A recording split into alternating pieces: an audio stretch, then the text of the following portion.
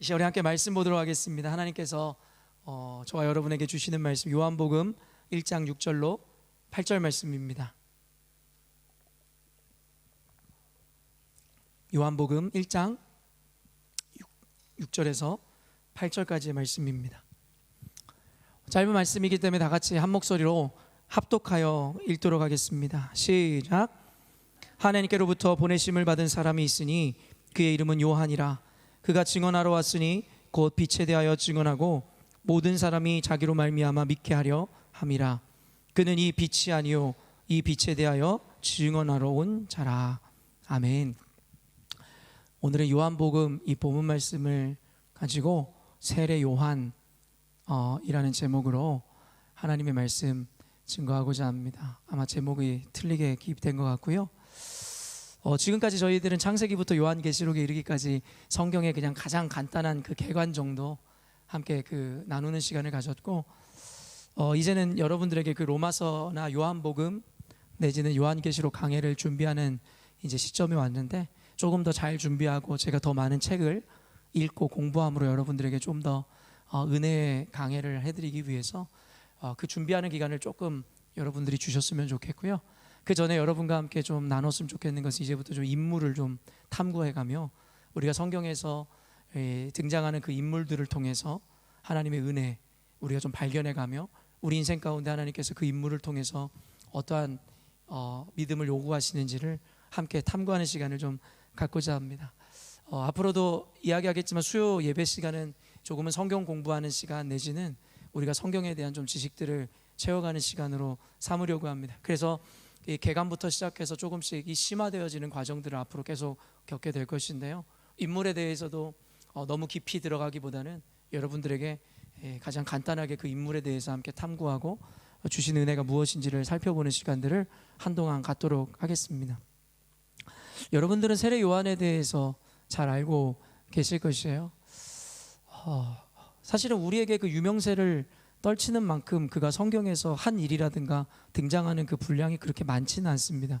그러면서도 저는 그 세례 요한의 인생을 불꽃 같은 인생이라고 이야기하고 싶습니다. 짧지만 강렬했던 인생. 사실은 실제로 그가 아주 젊은 나이에 순교를 당하게 되는 거 여러분 알잖아요. 어떻게 보면 짧은 인생을 살았으며 짧은 기간을 사역했습니다. 그럼에도 불구하고 모든 그리스도인들의 사랑을 입고 우리 마음 가운데 이렇게 강렬하게 남아있는 것은 그의 삶이 정말 불꽃같이 강렬한 인생, 하나님께 인정받는 삶을 살았기 때문이지 않을까 싶습니다. 그래서 요즘에 제가 아침을 깨우는 말씀 이 누가복음을 함께 여러분과 묵상하면서 요즘에 사실 예수님보다도 저는 이 세례 요한이라는 인물에 더 이렇게 눈이 가게 되고 그분을 그 세례 요한의 삶을 더 묵상하게 되는데, 여러분에게 아마 그 세례 요한을 통해서 얻었던 그 마음들을 짧게나마 약 30분의 시간 동안 그 이야기들을 좀 나누려고 합니다. 아침을 깨우는 말씀에서도 여러분에게 나누었지만 저는 세례 요한의 그 위대함을 어디서 발견하냐면 바로 자신의 분수를 알았던 것에서 찾았습니다. 그래서 사실 오늘 부제목을 붙이자면 사실은 세례 요한이라는 제목으로 나왔지만 자신의 분수를 알았던 자 세례 요한이라고 제목을 붙이고 싶었습니다. 사실 이 분수라는 말이 약간은 좀 부정적이게 들리잖아요. 우리가 네 분수나 알아, 잘못하면 네 주제나 알아, 좀 이렇게 부정적으로 들리지만 사실 분수라는 말은 그렇게 부정적인 의미가 아닙니다. 국어사전에서 이 분수라는 의미는 뭐냐면 첫째로 사물을 분별하는 지혜를 의미합니다. 그러니까 이 분수라는 것은 사물을 분별하는 지혜다, 국어사전의 의미예요. 두 번째가 자기 신분에 맞는 한도라는 거예요. 그리고 세 번째는 사람으로서 일정하게 이룰 수 있는 한계. 그러니까 이 분수라는 말의 사전적 의미는 조금도 부정적인 의미를 담고 있지 않고 어쩌면 너무나도 당연하고 또 긍정적인 의미를 담고 있는 것이에요. 그래서 어떻게 보면 분수를 아는 삶을 사십시오 라는 것은 어떻게 보면 사물을 분별하는 지혜를 가지십시오 내지는 자기 신분에 맞는 삶을 사십시오 정도라고 우리가 이야기하는 것이에요. 그렇기 때문에 사실 그것은 부정적인 의미나 어감이어서는 안 된다라는 거예요. 특별히 그리스도인들끼리 서로 당신의 분수를 아십시오 라고 하는 것은 사실 우리를 통해서 스스로의 존재에 대해서, 부르심에 대해서 자각하고 스스로 겸손하라는 어떻게 보면 서로에게 대한 권면이고 사랑의 마음의 충고라고 우리가 이야기할 수 있을 것 같습니다. 이 세례 요한은 정말 자신의 분수를 알았던 자이고 스스로의 삶의 그 존재의 의미와 이유, 그리고 자신의 위치와 자리에 대해서 분명하게 알았던 자입니다. 그래서 저는 세례 요한의 마지막 인생을 모질라지도 넘치지도 않았던 삶이라고 평가해 주고 싶습니다. 여러분도 잘 아시겠지만 요한복음의 주제는 무엇이에요? 바로 하나님의 아들이신 예수 그리스도. 그러므로 요한복음에서는 예수 그리스도의 신성을 굉장히 강조합니다. 그래서 예수님께서 행하셨던 어떤 기적들과 그리고 아주 신학적으로 정리하여 예수님이 왜 하나님이시고 하나님의 아들이며 구원자이신지에 대해서 밝히고 있는 책이 바로 요한복음입니다. 그래서 요한복음 1장에 보면 여러분 어때요? 태초에 말씀이 계시니라, 또한 이 말씀이 곧 예수 그리스도시며 빛이신 주님이시라고 증거하는 내용이 바로 요한복음의 1장이죠. 1장부터 그러니까 요한복음의 그 주제와 목적을 분명히 밝힙니다. 예수님께서 태초부터 계셨고 말 그대로 너희들을 창조한 자이며 어둠 가운데 빛을 비추시는 자고 너희들의 인생 가운데 말씀으로 기준을 세우는 분이라는 것을 분명히 밝히죠. 근데 참 재밌게도 그렇게 이 요한복음의 주제, 가장 중요한 것들을 다루고 있는 1장에서 여러분 이 세례 요한이 등장하는 것은 사실은 이 세례 요한의 인생에 있어서 굉장히 영광스럽지 않을 수가 없다라는 것이죠. 예수 그리스도의 그 완전하심과 빛되심과 말씀이신 주님, 창조주이신 주님의 이름을 밝히면서 세례 요한을 그 가운데 등장시키고 있다라는 거예요. 성경에 이름 석자 올린 것만으로도 사실은 굉장한 영광이 아닐 수가 없는 것이죠. 그러면서 요한에 대해서 이렇게 설명하고 있는데요, 6절 말씀 한번 띄워주시겠어요? 함께 읽겠습니다. 시작.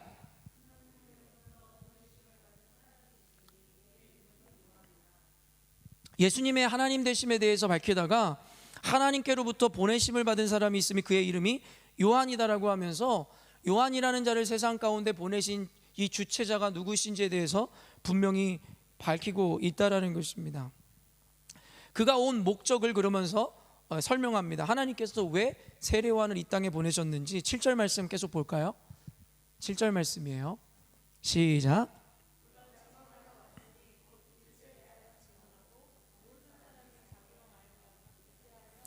하나님께로 보내심을 받은 세례 요한이 이곳에 온 이유는 무엇이냐면 빛에 대하여 증언하기 위해서, 그리고 그것을 증언함으로 말미암아 사람들로 하여금 그 빛을 믿게 하려고 왔다라는 것이죠. 그 빛이 어떤 존재인지 알고 계시죠? 바로 예수 그리스도라는 거예요. 말 그대로 세례 요한이 이야기한 것처럼 이 광야에 외치는 자의 소리로서 주의 길을 예비한다라는 그의 고백과 이 마찬가지로 그가 온 이유와 목적에 대해서 설명하고 있는 것이죠.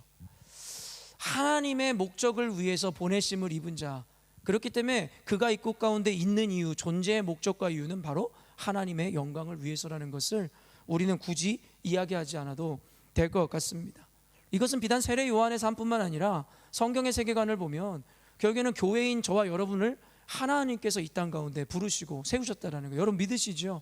그리고 우리가 삶의 여러 과정 가운데 어떠한 이유, 사업에 어떻게 보면은 이 사업이 망함으로 말미암아 도망하듯이 시드니 온 이가 있을 수도 있고, 아니면 발령을 받아 왔을 수도 있으며, 여러 가지 어떤 이유에 의해서 이곳 시드니에 왔을 수도 있지만, 그러면서 우리는 우연히 왔노라고 이야기할 수도 있겠지만, 어쩌다 보니 이렇게 왔다고 이야기할 수 있겠지만, 주권자이시고 섭리자이신 그 하나님을 믿는 우리의 믿음은 그러한 상황을 통해서라도 하나님께서 우리를 꼭 이곳 가운데 보내셨어야만 했다라는 것을 믿는 믿음으로 우리는 이곳 가운데 존재하고 있는 것이겠죠.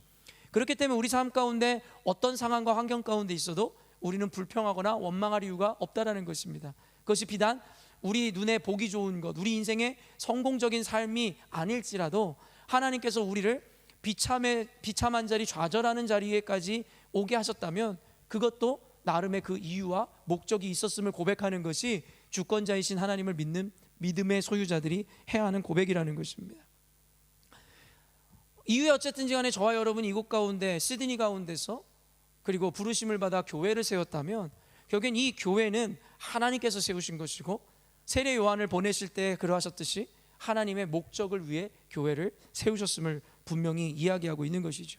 그렇기 때문에 아까도 이야기했지만 자기의 분수를 안다라는 것은 자신의 이러한 목적과 부르심에 대한 분명한 인식과 함께 분명한 인정이 있어야 된다라는 거예요. 그럴 때 우리는 비로소 우리의 분수를 지킬 수 있게 되는 거예요. 근데 현대인들이, 제가 늘 강조하지만 인본주의적인 세계관, 인간 중심적인 시대와 세상을 맞이하면서 조금씩 조금씩 그 분수에 넘치는 행동과 삶과 사고를 하기 시작했다라는 것이에요. 오직 신본주의적이어서 하나님의 주권과 절대성을 인정하던 이들이 어느 순간인가부터 유물론적인 세계관을 갖게 되고, 결국엔 신이라는 존재도 결국엔 나를 위해 존재한다라는 말도 안 되는 인간이 만들어낸 로직을 펼치기 시작하며, 그것을 또한 당연한 것이다라고 이야기하기 시작했다라는 것이에요. 말 그대로 현대 사회를 제가 감히 정의한다면 바로 자기 주제를 모르는, 분수를 모르는 교회, 시대, 사람이라고 이야기하고 싶습니다. 그렇기 때문에 제가 여러분들에게 귀에 딱지가 질 정도로 지속적으로 신본주의적이고 하나님의 말씀과 기준, 그리고 성경적 세계관을 외치는 이유는, 아더 핑크라는 저자가 이야기했듯이 이미 시대가 인본주의적인 시대로 접어들었기 때문에 극단적으로 하나님의 주권과 하나님의 절대성을 강조하는 것은 지나치지 않다라는 거예요. 뭐 때문에요? 세상의 균형을 이루기 위해서라는 것이죠. 제가 여러분에게 그렇기 때문에 어쩌면 제 목회가 끝나는 날까지 여러분에게 계속해서 강조할 사항일지 모르겠습니다. 왜냐하면 여러분이 마주한 시대, 여러분이 나가서 만나게 되는 사람들은 모두 인본주의적이고 자기중심적이고 자기 한계, 분수를 인정하지 않는 삶을 살고 있기 때문입니다. 그렇기 때문에 교회에 오신 여러분들은 지속적인 이 말씀과 가르침을 통해서 그 균형을 이루어내야 한다는 것이죠.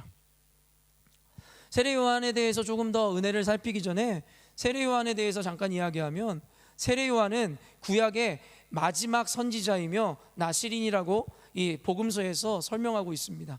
여러분, 나시린이라는 자가 어떤 자인지 여러분 알고 계시죠?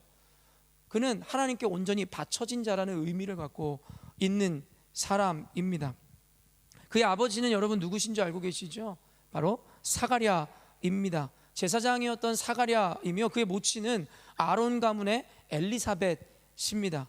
그리고 그들은 모두 흠이 없고 의로운 사람들이었다라고, 경건한 자였다라고 누가복음에서 기록하고 있죠. 그리고 엘리사벳은 주의 모친이었던 마리아의, 여러분 알고 계시겠지만 친척이었다라는 것. 그렇기 때문에 엄밀하게 이야기하면, 인간적으로 이야기하면 세례 요한은 예수님의 친척이었던 것이죠.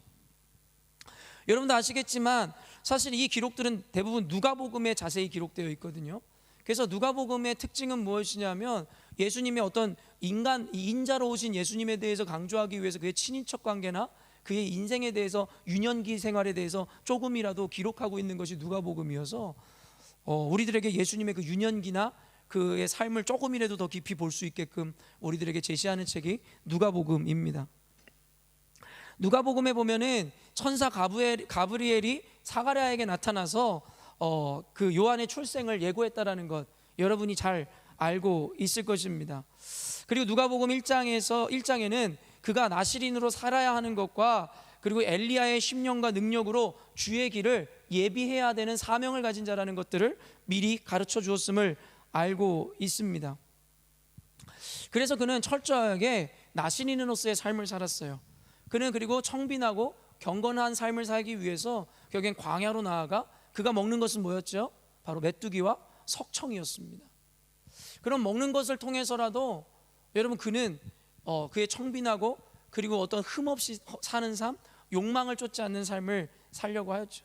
근데 현대의 어떤 이들은 사실은 세례 요한이 가장 좋은 것만 먹었다 이야기하더라고요. 메뚜기처럼 고단백질에다가, 그리고 석청이라는 것이 얼마나 이 지금 사람들은 먹고 싶어도 먹을 수 없는 그 귀한 것 아니겠어요?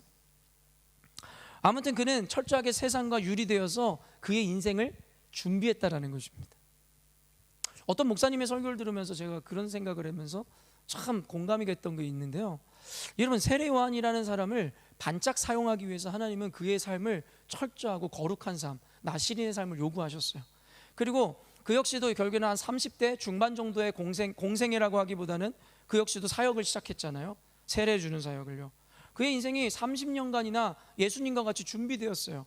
그리고 그는 불꽃 같은 인생을 살았죠. 그리고 예수님은 어떻지요? 공생애를 시작했던 나이를 약 30살로 보는데 30년간 그의 정체도 밝히지 않은 채 그는 준비해 갔다라는 거예요. 그래서 예수님께서는 공생애를 몇 년 하시죠? 3년 하시더라는 거예요. 여러분, 3년 사역하기 위해서 30년을 준비했다라는 거예요. 그러니까 예수님 같은 분도 고작 3년을 위해 30년을 준비하였고, 세례 요한과 같이 거룩한 자도 구별된 자도 잠깐의 사역을 위해서 30년이라는 인생을 하나님께 이 디보트했다라는, 바쳐진 삶을 살았다라는. 근데 현대 교회는요 너무 급해요. 너무나 빨리 어떤 열매를 보길 원하고 자신들은 잠깐 기도하고 잠깐 희생하고 잠깐 노력해놓고 대단한 일을 이룰 수 있을 거라고 착각하더라는 것이죠. 여러분, 성경에서는 늘 이 준비의 필요성에 대해서 강조합니다. 정금과 같이 사용하기 위해서는 여러분 우리가 충분한 단련과 훈련을 받아야 된다라는 거예요. 여러분, 우리 교회, 열린문 교회가 하나님 앞에 비전을 꿈꾸고 하나님께 그렇게 쓰임받는 교회가 되기 위해서는 철저하고 거룩한 삶, 때로는 고되고 어려운 인생을 살아내므로 철저히 준비된 때 이후에야 결국 우리 교회를 하나님께서 정금과 같이 사용하실 거라는 것입니다. 그렇기 때문에 어떻게 보면 지난날의 수년간의 열린문교회가 겪었던 그 어려움들이요, 이제 그것으로 인해서 여러분이 다 이루었다고 생각하지 마시고 다 받아냈다라고 생각하시면 안 돼요. 결국 우리는 끊임없이 준비하는 삶, 그래서 하나님 앞에 단 하루를 쓰일지라도 30년 40년을 준비하는 교회, 그런 교회가 되어야 할 줄로 믿습니다. 이 세례 요한에 대해서 예수님께서 뭐라고 이 성경에서는 뭐라고 평가하고 있죠? 이 광야에 외치는 자의 소리, 구약 성경에 예언되었었던 그 예언된 선지자라고 이야기하고 있으며, 그 예수님으로부터는 극찬을 받았잖아요. 저는 사실은 성경 인물들이 이런 극찬을 받을 때마다 약간 이 시기와 질투들이 좀 있어요. 저는 이 하나님 앞에서 정말 최고로 사랑받는 자가 되고자 하는 욕심이 좀 있거든요. 세례 요한은 예수님한테 정말 극찬을 받았어요. 뭐라고 받았죠? 선지자보다 더 나은 자라는 평가를 받았어요. 그리고 또 한 가지, 여러분들 세례 요한에 대한 칭찬하면 딱 떠오르는 말이 있어야 되는데 뭐죠? 여자가 낳은 자 중에서 가장 큰 자. 여자가 낳았다라는 건 뭐는 의미예요? 온 인류를 얘기하는 거. 우리 모두가 아무리 뭐 대통령이고 누구도 여자의 몸에서 낳음을 입었잖아요. 세상에 있는 모든 인류 중에 가장 으뜸이 되는 자라고 이야기했어요. 예수님이 그렇게 칭찬했다라는 거예요. 그러니까 우리도 세례 요한과 같은 삶을 지향하고 사는 것이 너무나 합당하다라는 거 인정이 되시죠? 예수님께 극찬을 받았으니까요. 그렇기 때문에 오늘 세례 요한에 대해서 평가하고 그의 삶을 해체해서 여러분들에게 그의 인생을 정의해주고 알려주는 것은 의미가 있어요. 왜요? 여러분도 예수님께 이와 같은 자가 되기 위해서는 그와 같은 삶을 살라고, 지향하라고 여러분들에게 이야기하고 있는 것이죠. 여러분, 세례 요한의 그 불꽃 같은 인생의 마지막이 어떻게 되는지 여러분 알고 계시죠? 누가복음 아침을 깨우는 말씀에서 얼마 전에 제가 나누었는데 어떻게 이야기되었죠? 그 이복, 이 동생인 이 빌립의 이 아내였던 헤로디아를 이 간통 함으로 말미암아서 결국에는 세례 요한은 그것에 대해 책망하게 되잖아요. 왕을 책망한다고요. 그래서 결국에 어떻게 해요? 감옥에 갇히게 되고 나중에는 머리가 잘려 죽게 되는 이 순교의자의 삶을 살게 되더라는 것입니다. 이 그 마지막의 사역에 대해서 나중에 짧게라도 언급하도록 하겠습니다. 세례 요한은 그런 자였습니다. 겸손했고 자신의 분수를 알았고 하나님 맡기신 사명에 의해 철저하게 순종하는 삶을 살았던 것이죠. 그리고 그 배경을 오늘 요한복음 본문은 이렇게 이야기하는데 5절 한번 띄워주실 수 있으세요? 하나님께서 세례 요한을 보내시잖아요. 근데 그 이전 말씀에 여러분 그 배경을 이렇게 설명해요. 함께 읽을까요? 시작. 여러분, 빛이 어두움에 비쳤는데요, 어둠이 깨닫지를 못한다라는 거예요. 이거를 가장 단순하게 적용하면 뭘까요?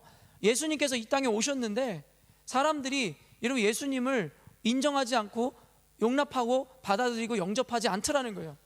여러분, 사실은 전도에 미련한 것이라고 이야기하잖아요, 성경에서. 전도라는 것은 교회에서 굉장한 가치인데 왜 이걸 미련한 것이라 이야기할까? 사실은 불필요한 것이었기 때문입니다. 만약에 빛이 있었고 예수님이 오셨을 때 우리가 모두 장님이 아니라, 영적인 여러분 이 장님이 아니라 예수님을 단번에 인식하고 알아볼 수 있었던 믿음과 눈을 가진 자였다면 전도라는 것이 필요할 이유가 없었다라는 것이죠.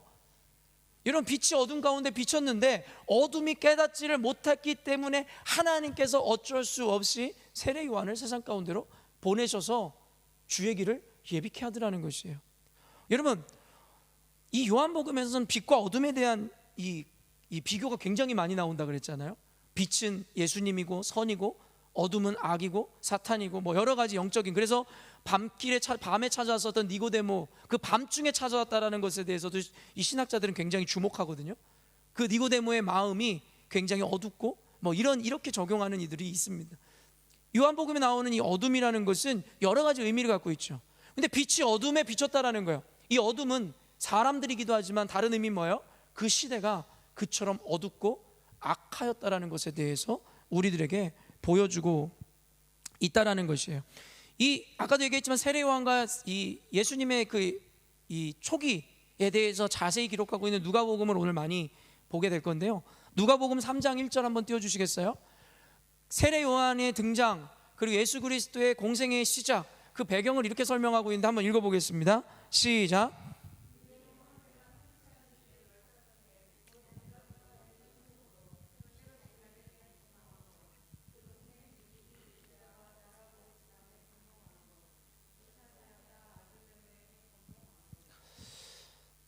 이따가도 이야기했지만 저는 그 예수님께서 공생애 시작했었던 그 시대가요, 지금 이 시대에, 작금의 시대에 대한민국과 너무 똑같다는 생각이 들었어요. 제가 축도할 때마다 여러분 늘 잊지 않고 마지막에 하는 이 축복하는 대상들이 어디죠? 이 대한민국인 거 알고 계시나요? 그러면서 제가 그 앞에 꼭 붙이는 수식어들이 뭐예요? 정치, 경제, 사회, 문화, 종교가 무너져버린 대한민국 가운데 하나님께서 축복해달라는 기도를 하죠. 저는 지금 대한민국은 정치적으로 완전히 최악의 길을 걷고 있는 시점이라고 생각합니다. 그와 더불어 여러분 어때요? 종교가 지금 기독교 탄압이 극에 달하고 있습니다. 사실은 제가 기독교 탄압이라는 용어를 쓰면은 심지어는 기독교인들도 불편함을 감추지 않는 것을 보면서 정말 영적으로 무지한 시대를 살아가고 있구나라는 생각이 들어요. 이것이 기독교 탄압이라는 것을 인식하지 못하고 깨닫지 못하는 그리스도인들을 보면서 저는 정말 좀 안타깝고 한 걸음 더 나아가서는 미안하지만 한심하다는 생각이 듭니다. 대한민국 가운데 자행되고 있는 이 종교 탄압을 어떻게 이해하지 못하고 우리가 오해하고 있다라고 이야기할 수 있는지 저는 이해가 되지 않습니다. 제가 자세하게 좀 설명해 갈게요. 예수님 당시에 성경에는 여러분 2명의 황제 이름이 등장해요. 어떤 왕이 등장할까요? 아우구스도라고 여러분 알고 계세요? 아우구스투스라는 이름인데요. 이 아우구스도가 이 첫 번째 이 로마의 황제입니다. 예수님 시대의 말이에요. 예수님 성경에 나오는. 그리고 두 번째 왕이 바로 누가복음 지금 이야기하건 디베료 황제입니다. 근데 이 아우구스도는 AD 14년에 사망을 하게 돼요. 여러분 잘 알겠지만 BC는 뭐예요? Before Christ잖아요. 예수님이 오시기 전까지 시대의 역사가 제로로 맞춰지고, 그리고 AD는 여러분 아노 도미나이, 그러니까 주후라는 뜻이에요. 예수님의 오심을 기점으로 1년부터 시작되는 것이죠. 그러면 AD 14년이라는 거예요. 대략 예수님이 이 티네이저 때 그 첫 번째 성경에 등장하는 아우구스도는 죽게 된다라는 것이죠.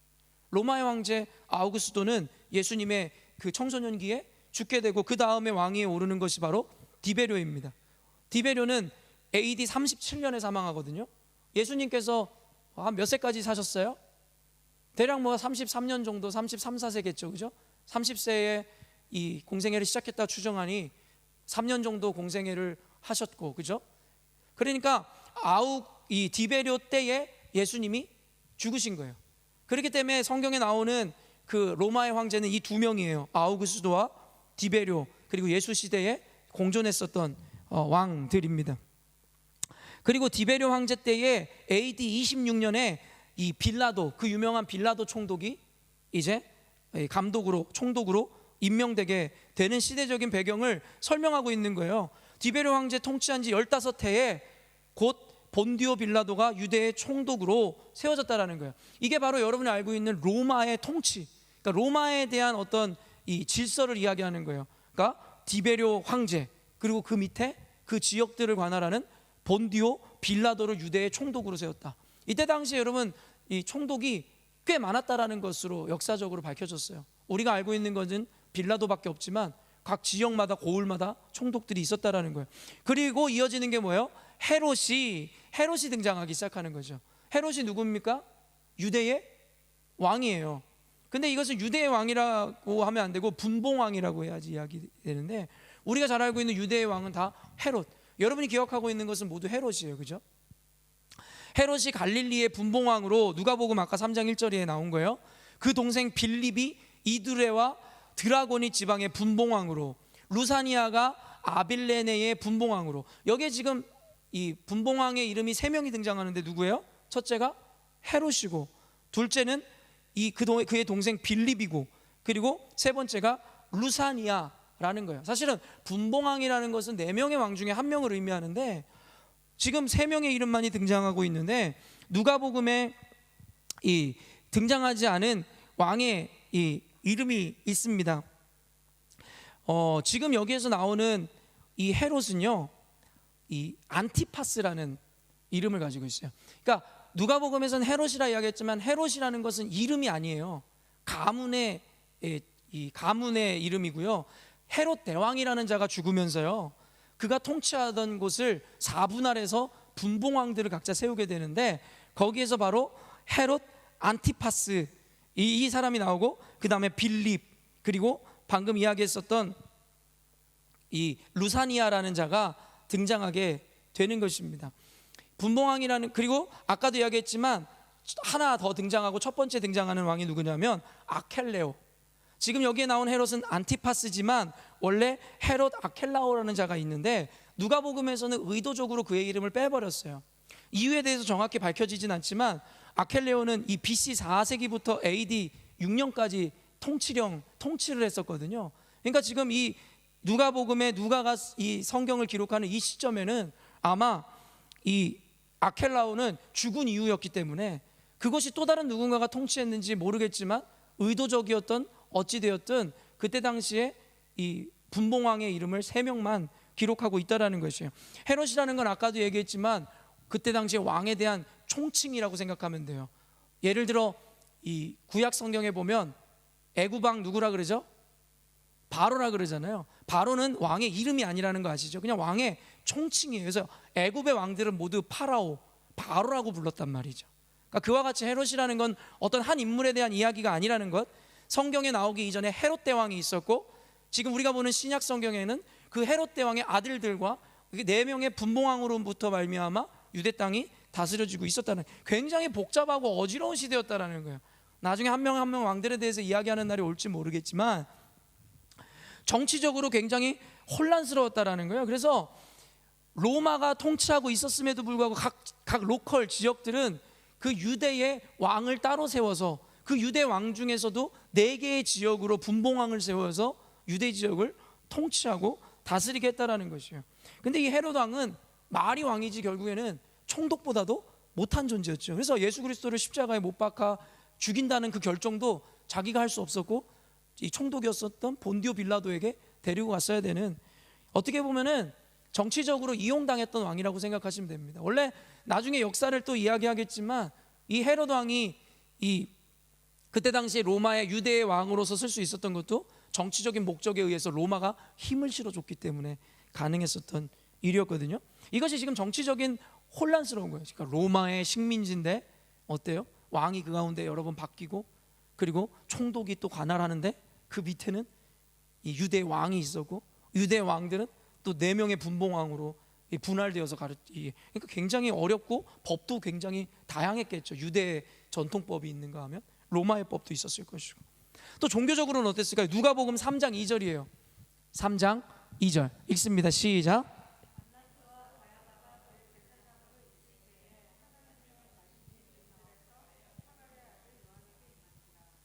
여러분 여기에서 지금 좀 독특한 게 발견이 되시나요? 뭐가 좀 독특할까요? 빈들에서 좋은 이 포인트예요. 근데 그 전에 좀 뭔가 조금 이상해야 되는 게 있는데 대제사장이 2명이 나온다는 거예요. 안나스와 가야바가 나오는데 원래 성경을 보면 대제사장은 1명이에요. 근데 2명의 이름을 올렸다라는 거예요. 이 안나스와 가야바는 이게 학자들마다 기간이라든가 어쩐 이런 것들은 첨예한 좀 약간의 이 미세한 어떤 다름이 있는데, 안나스가 가야바의 여러분 장인과 사위 간의 관계였다라고 해요. 그러니까 2명이 장인과 사위의 관계였는데, 여러분 전자는 AD 6에서 15년까지, 그러니까 안나스는요. 그리고 후자는 AD 18에서 36년까지 대제사장으로 봉직한 자들이었다라고 이야기합니다. 근데 독특하게 두 명의 이름이 다 언급되고 있잖아요. 근데 어떤 학자는 이렇게 이야기해요. 안나스가 어떤 정치적인 이유에서였든지 로마에 의해서 폐위됐기 때문에 대제사장직에서 내려왔기 때문에 누가는 의도적으로 그도 대제사장이었다라고, 자신들에 의해서 내려진 게 아니라 하나님에 의해서 내려진 게 아니라 로마의 어떤 정치적인 이유에 의해서 폐위됐기 때문에 그랬다라고도 이야기하는데, 어떤 학자들은 이렇게 이야기하고 저는 그 학자의 의견에 조금 더 동의를 하는데, 이 안나스가 자신의 물러나야 될 때를 깨닫지 못하더라는 것이죠. 끝까지 그 자리에 대한 욕심이 있었다는 거예요. 그러니까 그 사위가 이제는 대제사장으로 세워졌음에도 불구하고 이제는 자기가는 물러나야 되는데 물러나지를 못하는 거예요. 여러분, 그런 일들이 지금 이 시대에도 너무 많이 일어나고 있죠. 여러분, 목회자들에게도 일어나고 있잖아요. 원로 목사가 되잖아요. 그럼 떠나줘야죠, 그 자리에서. 담임 목사를 세워놓고도 원로 목사가 끝까지 그 교회에 행세를 하기 위해서 남아있는 모습으로 말미암아 그 다음 담임 목사는 기도 펴지 못하고 사역도 제대로 하지 못하고 성도들에 의해서 끊임없이 비교당하는 고통 가운데 있죠. 여러분, 이것은 비단 어떤 목회자들에 대한 이야기가 아니라 교회에 대해서도 마찬가지. 제가 내일 아침을 깨우는 말씀일지 모르겠는데, 여러분, 교회라는 사명에 대해서 언젠가 이야기했잖아요. 시대를 담아내야 된다라는. 진리는 바뀌지 않는 가운데 시대라는 것을 담아내는 그릇이 돼야 되는 것이 교회인데, 여러분 어때요? 교회는 여러분 새로운 것을 받아낼 수 있는 그릇을 형성하고 있지 못하다라는 거예요. 여러분, 예수님 아마 내일 아침을 깨우는 말씀일 것 같은데, 여러분, 예수님께서 뭐라고 말씀하시냐면 새 포도주는 새 부대에 담아야 된다라는 거예요. 낡은 부대에 새 포도주를 담으면 낡은 포도주도 찢어져 버리고 그 새 포도주도 땅바닥에 여러분 그것도 먹지도 못하게 된다는 거예요. 여기서 이야기하는 것이 바로 예수님께서 허락하시는 새 시대거든요. 구습을 쫓던 유대인들에 의해서 예수님께서 오셨지만 그 예수님의 은혜를 담아내질 못한다는 거예요. 왜요? 그들이 갖고 있었던 고정관념들과 구습, 그들의 습관 때문이라는 거예요. 그러면서 예수님께서 마지막에 하시는 말씀이 뭔지, 성경에서 이야기하는 게 뭔지 아세요? 그들은 있는 자리에 머물길 좋아한다는 거예요. 늘 익숙한 것을 좋아한다는 거예요. 새로운 것을 받아내려 하지 않는다는 거예요. 예수님께서 오심으로 말미암아 율법을 완성시켰는데도 불구하고 그 은혜를 받아내지 못하고 예전의 것이 좋삼나이다 함으로 말미암아 예수님이 빛이 어둠에 비쳤으나 깨닫지를 못하더라는 거예요. 뭐 때문에요? 구습을 쫓고 그들의 전통을 지키려 하고 그들의 고정관념을 지키려 했었던 구 세대들 때문이라는 것이죠. 또 이거는 또 이런 설교를 어른들이 들으면 오해할 것인데 그렇지 않아요. 제가 이야기하는 것은 분명합니다. 교회의 사명은 무엇이냐면 이 교회를 어떻게 하면 이 넥스트 제너레이션, 다음 세대한테 어떻게 잘 물려줄 수 있을까를 고민해야 된다는 거예요. 그러나 여러분, 기존의 교회의 모습은 어때요? 기득권층들이 자신들이 끝까지 그것을 쥐고 흔들려고 하며 끝까지 어른 행세를 함으로 말미암아 교회를 계속 자신들의 문화, 자신들이 속했었던 시대에 머물게 하려 한다라는 것입니다. 안나스가 보여줬던 것이 바로 이와 같은 행태였다라는 것이고, 현대의 이 못난 목회자들이 보여주는 것이 그러한 모습이며, 현대의 그리스도인들이 보여주는 추태가 바로 그런 것이라는 거예요. 물러날 때를 알아야 되는 거. 왜 제가 이 이야기를 또 하냐면 세례 요한은 그걸 알았던 자였기 때문입니다. 예수 그리스도의 길을 예비하러 왔는데, 그리고 사람들에게 추앙을 받고 그를 따르던 제자들이 꽤 많았는데, 예수 그리스도의 등장, 새 시대가 올 때에 그는 여러분 어때요? 그의 이름을 조금도 남기지 않고 역사의 뒤안길로 사라지기를 스스로 선택했다라는 것이에요. 여러분, 한국 기독교인들이요, 이 시대 그리스도인들이요, 이 시대 어른들이요, 너무 못하는 게 있어요. 자신의 자리를 비워주지를 못해요. 끝까지 자신들이 옳다라고 생각하죠. 사실 어른들의 이야기가 아니라 제 이야기이기도 할 것입니다. 목회자도 마찬가지고 그리스도인들은 자신이 떠나야 될 때, 내려놔야 될 때를 분명하게 인식하는 자가 여러분 깨어있는 자이고 새 시대를 담아낼 수 있는 온전한 그릇이라는 것입니다. 사랑하는 성도 여러분, 나의 고하를 막론하고 이 말씀을 새기십시오. 자기 분수를 아셔야 되고 자기 쓰임의 한계를 알아야 됩니다. 그리고 비워놓아야 될 때, 내려놓아야 될 때, 떠나주어야 할 때, 전달해야 될 때를 잘 인식하는 것이 온전한 교회의 사명이고 목회자의 사명일 것입니다.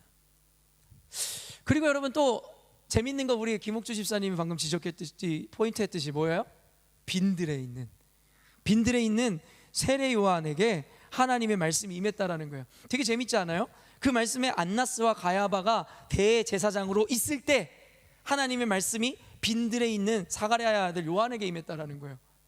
여러분, 보통 대제사장이 뭐 하는 사람들이에요? 하나님의 말씀을 듣고 그 말씀을 전달하는 자였어요. 그죠? 그리고 여러분, 대제사장들이 있었던 곳이 어디예요? 성전이죠. 근데 하나님의 말씀이 너무나도 우리 당연한 생각처럼 성전에 임하는 것도 아니고 성전에 있었던 대제사장에게 임하는 것이 아니라 이런 빈들에 있었던 세례 요한이라는 젊은이에게 임하더라는 것이죠. 이게 특이점입니다. 뭘 의미할까요? 영적으로 무너졌다라는 거예요. 대제사장이 더 이상 대제사장으로서의 역할을 감당하지 못하는 시대, 지금 이 시대같이 목회자가 목회자의 사명을 제대로 감당하지 못하는 시대, 지금의 시대와 똑같다라는 것이죠. 이거에 대해서 할 말이 너무 많아요. 저는 가슴에 지금 울분이 가득 차 있는데 이것을 지금 어떻게 녹여서 우리 열린문교회 성도들에게 가르쳐 줘야 될지 모르겠어요. 지금 대한민국 가운데 일어나는 그 부패와 목회자들 어느 누구 한 사람도 자신의 사명을 온전히 감당해내지 못하는 이 안타까운 시대 말이에요. 하나님의 말씀이 뻔히 대제사장이 한 명도 아니고 두 명이나 기형적으로 있는데 그들에게 임하지 않고 빈들에 있던 세례 요한에게 임했다라는 거예요. 여러분, 어때요? 하나님 말씀하셔도 듣지 못하는 자들이 있어. 하나님이 가슴 아파 그들이 듣지 못하니 다른 이라도 사용하겠다라는 거예요. 여러분, 대한민국 교회에서 촛대가 옮겨진다는 이야기가 있었습니다. 옮겨져야죠. 그것을 왜 붙잡습니까? 대한민국 교회가 한번 영광을 누렸다고 우리가 끝까지 그 영광을 누려야 될까요? 하나님 앞에 그 촛대가 옮겨져야 되면 옮겨져야 되는 것입니다. 왜요? 대한민국 교회가 무너지고 있으니까요. 대한민국 교회가 온전히 그 사명을 감당하지 못하면 하나님은 그 사명을 완수하기 위해서 또 다른 나라, 또 다른 민족을 세우실 것입니다. 그게 하나님의 방법이었다라는 것이에요. 그러다 보니 세례 요한에게 하나님의 음성이 주어졌는데, 여러분, 요때랑 이거 들으면 약간 생각나는 이 이야기 배경 언제 있을까요? 대제사장이 있는데 대제사장에게 말씀하지 않고 사무엘이죠. 여러분, 엘리 제사장이 있음에도 불구하고 엘리 제사장에게 말씀하시는 것이 아니라 그 어린 사무엘에게. 제가 그때 엘리 제사장의 그 악행에 대해서 이야기했죠. 시대가 무너지고 종교가 무너지고 목회자가 무너지면요, 하나님께서는 평범한 이들에게 임하시기 시작하더라는 거예요. 왜요? 하나님의 일을 이루시기 위해서. 그렇기 때문에 열린문교회에 여러분, 하나님이 사명을 주시잖아요. 여러분, 하나님 앞에 그 사명을, 여러분들이 그 축복을 받아 누리기 위해서는 여러분 사명을 지켜내야 되는 거예요. 만약에 열린문교회가 이 시대에 부르신 사명을 감당하지 못하면 하나님 우리 교회를 버리실 것입니다. 그리고 여러분들에게 조금 오바해서 이야기하면 버리셔야만 합니다. 하나님 앞에 쓰임받을 자격이 없는 교회는 이 땅에서 사라져야죠. 그것을 우리 교회가 되게 해달라고 하는 거 너무 이기적이고 나쁜 마인드 아니겠어요? 하나님의 뜻이 이루어져야지 저와 여러분의 뜻이 이루어져야 되는 것은 아니죠. 이 정치적으로나 종교적으로나 시대적으로나 암울했었고 어두웠던 시기, 저는 이 대한민국의 이 시대의 기독교와 결코 떼어낼 수 없는 시대적 배경, 그 가운데 우리에게 말씀하시는 바가 분명하다고 생각합니다. 시간이 넘었기 때문에 넘어가려 했지만 꼭 전하고 싶은 메시지가 있어요. 여러분, 지금 이 코로나 바이러스 시기, 말 그대로 지금 정치, 이 종교가 완전히 혼란 가운데 있는 시기, 여러분 아시죠? 기독교인들 안에서도 분별력을 잃어서 이 시대를 어떻게 봐야 되고 어떻게 지금 정부가 하는 일들에 대해서 받아내야 되는지를 모르는 이 시대, 저는 단순히 좌우 어떤 정치적 입장이나 어떤 기독교 교회가 옳다라는 이야기를 하고 싶은 것이 아닙니다. 여러분, 얼마 전에 여러분 기자회견 여러분 보셨죠? 세계로교회라고 부산에 있는 한 대형교회가 폐쇄당하는 일이 벌어졌습니다. 대한민국 교회에 이미 일어났습니다. 여러분, 이것이 얼마나 지금 가슴 아파야 되고 우리가 가슴을 찢어야 되는 일인지 여러분 알고 계세요? 그 목사님 여러분 어때요? 정부가 예배를 드리지 말라는 그 이야기에 대해서 끝까지 예배를 지키다. 그런데 너무나 안타까운 건 뭐예요? 교회가, 그 목사님이 욕을 먹는다는 거야. 심지어 누구에게요? 기독교인들에게 조차도 돼요. 여러분에게는 여러 가지 사고와 어떤 생각들이 있을 거예요. 그래서 이 이야기를 여러분에게 오랫동안 꺼내지 않았던 것입니다. 어떤 것이 옳다 그르다 얘기하기가 참 애매한 상황이니까요. 그러나 제가 어떤 집사님들에게도 이야기했지만, 만약에 우리 열린문교회가 대한민국에 있는 교회이고, 그리고 만약에 제가 그 교회의 담임이라면 여러분, 저 역시도 그 세계로교회가 했었던 그 목사님의 발자취를 그대로 따랐을 것이고 우리 열린문교회는 폐쇄되었을 것입니다. 너무나 안타까운 시대를 살아가고 있어요. 배려요, 법을 준수하는 거요. 여러분, 하나님의 말씀의 법보다 정부의 법이 더 위에 있다라고 생각하는 거. 하나님의 말씀의 기준보다 인간에 대한 배려와 인간에 대한 기준이 더 위에 있다라는 것, 그리고 그것이 너무나 당연한 것이 되었고 교회 안에서도 그것이 옳다라고 생각하는 이 썩어버린 이 시대 가운데 살아가고 있는 우리들, 여기 앉아 계신 여러분들은 어떻게 생각하고 계십니까? 너무나도 다행스럽게 미국에서는 그레이스 교회가 존 메가더 목사님이 지휘하고 계시고, 대한민국 교회에서는 이 세계로 교회와 은평제일교회가 그럼에도 불구하고 생명을 걸고 여러분 이 예배의 가치와 하나님의 말씀의 가치를 지키고 있다는 것, 여러분 현대교회는 순교자 정신을 잃어버렸습니다. 저 너무나 가슴 아프고 서운한 거 있어요. 대한민국의 대형교회 목사들은 다 뭐하고 있냐라는 것입니다. 대형교회 목사님들이 이때의 순교자적인 정신을 가지고 죽으면 죽으리라, 교회가 폐쇄당하면 폐쇄당하리라 하는 믿음으로 여러분 세상의 종교 탄압과 기독교 탄압에 대해서 왜 여러분 개혁의 칼날을 들지를 못하는지 이해하지 못하겠어요. 그 많은 대형교회 중에 여러분 그러한 교회가 없다라는 것, 수많은 유튜브에 떠돌아다니는 그 유명한 목사님들, 설교 잘하기로 유명한 그분들은 지금 뭐하고 계신지 저는 이해를 못하겠습니다. 너무 안타깝죠. 사랑하는 교우 여러분, 순교자 정신을 회복하세요. 순교자의 피가 흘려지지 않으면 복음은 전달되지 않았다는 것이 역사가 증명합니다. 손에 피 안 묻히려고 하고 자신을 희생하려 하지 않으며 세상을 두려워하고 세상의 권세자들을 두려워하는 자, 그런 교회는 한 번도 교회 역사 가운데 빛을 낸 적이 없었습니다.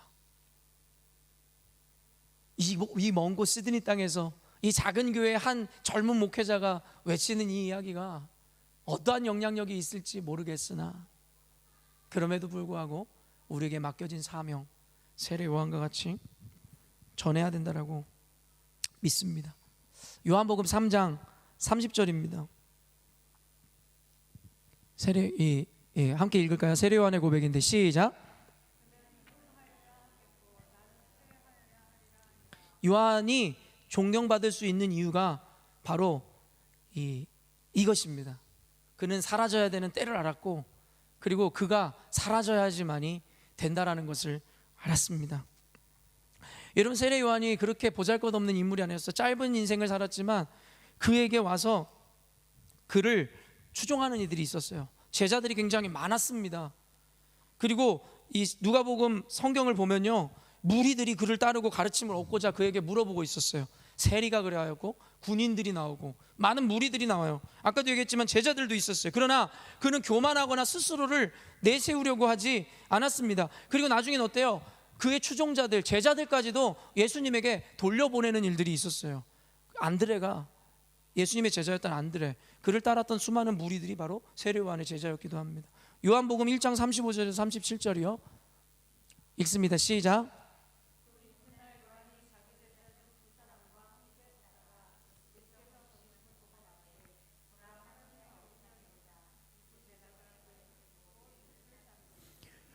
여러분, 자기를 따르던 제자한테 저기 있는 분이 참 스승이고 정말 참 하나님의 이 부르신 자다라는 것을 고백한다는 것이 그게 쉬운 게 아니에요. 그리고 실제로 어때요? 자기를 따르던 제자들이 그 이야기를 듣자마자 그 예수님을 따르는 모습을 통해, 여러분, 우리 보통 인간이라면 어떤 마음을 느낄까요? 서운하고, 아무리 내가 그렇게 말했다고 해서 홀랑 가버리냐?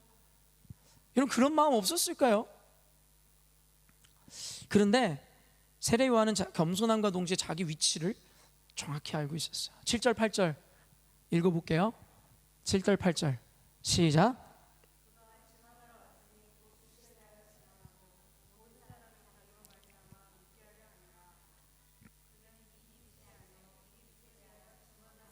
자기의 분수를 알았습니다. 증언하러 왔지만 곧 빛에 대한 증언이지 자기가 빛이 아니라는 것을 알았어요. 자기는 그냥 그 빛을 준비하고 증언하기 위한 증인으로서 왔다라는 것을 알았고, 그분이 왔을 때에는 자기는 더 이상 필요한 존재가 아니라는 것을 깨닫고 사라지게 되며 그 마지막도 멋지게 사라지잖아요. 여러분, 마지막으로 그 분수를 알고 자기 떠나야 될 때를 알았다는 것 외에 한 가지가 뭐냐면, 짧게 이야기하면 옳은 것을 위해 그 목숨을 버릴 수 있는 것, 그 용기, 그리고 목숨을 버리는 것을 주저하지 않았다라는 거예요. 방금 얘기한 한국 대형교회의 비겁한 목사들, 교회를 지키겠다라는 알량하고 말도 안 되는 비겁한 변명과 핑계를 가지고 정부에 대응하지 못하는 비겁한 목사들. 세례 요한은요, 아까도 이야기했지만 왕에게 대항하였어요. 왜요? 왕이 잘못을 행하니까요. 왕이 불법을 저질렀으니까요. 왕이 사촌 동생인 빌립의 여왕과 간통죄를 범했으니까요. 여러분, 그의 삶을 이제는 예수님 왔으니까 나 이제 조용히 사라지면 되겠지 하고 어디 촌에 들어가서 조용히 살아도 됐을 거예요. 그러나 그는 끝까지도 여러분 사명 감당하는 것을 주저하지 않았어요. 어째요? 왕이 잘못을 하자 그의 생명을 걸고 왕을 책망하는 거예요. 성경에 여러분, 결국에는 살고자 하는 자는 죽는 것이고 죽고자 하는 것은 사는 것인데, 실제적인 이곳에서의 이야기라는 것이 아니라 하나님의 나라에 대한 이야기입니다. 누가복음 3장 18절에서 20절 마지막 말씀인데 읽어볼게요. 시작.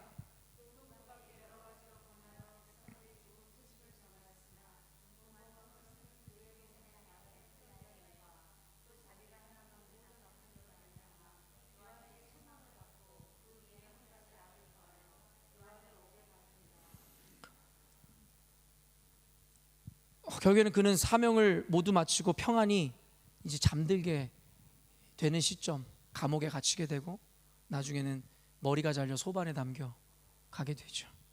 그리고 그 이유는 단순했습니다. 틀린 것을 틀렸다고 이야기하는 그 용기, 그 사명. 여러분, 이 시대는 특별히 기독교인으로 살아가는 게 참 고되고 힘듭니다. 진짜 복음의 기준과 말씀의 기준, 성경적 세계관으로 세상을 살아가면 기독교인들마저도 욕을 하는 시대를 우린 살아가고 있습니다. 우리 열린문교회가 진짜 진리를 수호하고 하나님의 말씀에 굳게 선 교회라면 세상에 나아가 욕을 먹을 것이고, 지금 이 시대라는 시대 배경 가운데 그리스도인들마저도 우리 열린문교회를, 그리고 여러분들을 비난하고 손가락질할 것입니다. 그럼에도 불구하고 이 시대의 모든 교회가 우리 교회를 등지고 우리 교회를 비난한다 할지라도, 심지어 내 가족마저도 나를 욕하고 비난한다 할지라도, 여러분 무엇을 선택하겠습니까? 옳은 것은 옳은 것이고 그른 것은 그른 것이라. 세례 요한은 끝까지 하나님 주신 사명, 진리를 붙잡고 순종함으로 결국에는 순교를 당하게 되는 것이죠. 제가 목회하고 있는 이 열린문교회, 그리고 저의 양들인 여러분들의 앞으로의 미래가 어떻게 될지 전 잘 모르겠습니다. 우리 교회가 정말 보란듯이 대형 교회가 돼서 정말 세상 가운데 큰 명성을 떨치는 교회가 될지 어떨지 잘 모르겠습니다.